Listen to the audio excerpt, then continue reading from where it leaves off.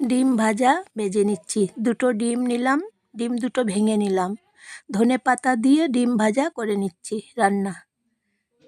ডিম দুটো ভেঙে নিয়ে তারপর মেখে নেব নুন দিয়ে, ধনেপাতা দিয়ে এবং কাঁচা লঙ্কা আর পেঁয়াজ।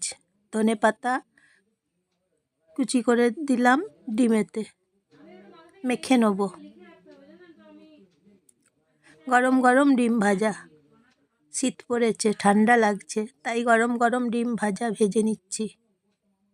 নুন দিচ্ছি, নুন দিয়ে মেখে নেব। দুটো ডিম ভেঙে নিয়েছি। তারপর জয়ার রান্নাঘর থেকে নমস্কার নেবেন, পেঁয়াজ কুচিয়ে দিলাম, লঙ্কা কুচিয়ে দিলাম এবং ভালোবাসা নেবেন সবাই।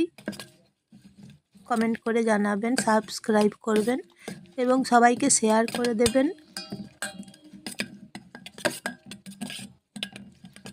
মেখে নিচ্ছি, শেয়ার করে দেবেন সবাইকে। তাহলে কড়াই গরম করে নিচ্ছি। এবারে তেল দিলাম, তেল গরম করে নিচ্ছি, ফ্রাই প্যানে ভেজে নিচ্ছি। ডিম, ধনেপাতা দিয়ে ডিম ভাজা অসাধারণ লাগছে খেতে, খুব ভালো লাগছে ধনেপাতা দেওয়া ডিম ভাজা। মেখে নিলাম, তারপরে কড়াইয়ের মধ্যে ছেড়ে দিলাম। এইভাবে ভেজে নিচ্ছি। তারপর সুস্থ থাকবেন, ভালো থাকবেন সবাই। কমেন্ট করে জানাবেন কেমন হয়েছে, শেয়ার করে দেবেন সবাইকে। আর ডিম ভাজা ভেজে নিচ্ছি। আবার নতুন রেসিপি নিয়ে, রান্না নিয়ে চলে আসবো আপনাদের কাছে নেক্সট বার। এইভাবে ভেজে নিচ্ছি। ধনেপাতা এখন পাওয়া যাচ্ছে, শীতের ধনেপাতা, তাই ভালো লাগছে খেতে।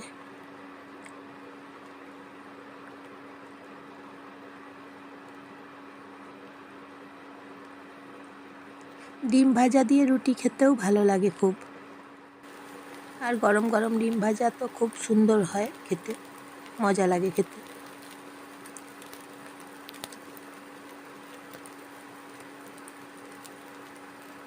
তাই ডিম ভাজা ভেজে নিচ্ছি আজকে।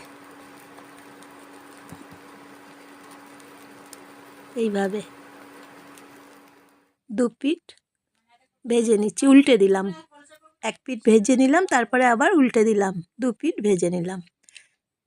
একটা থালাতে তুলে রেখে দিলাম। ডিম ভাজা হয়ে গেছে আজকের মতন।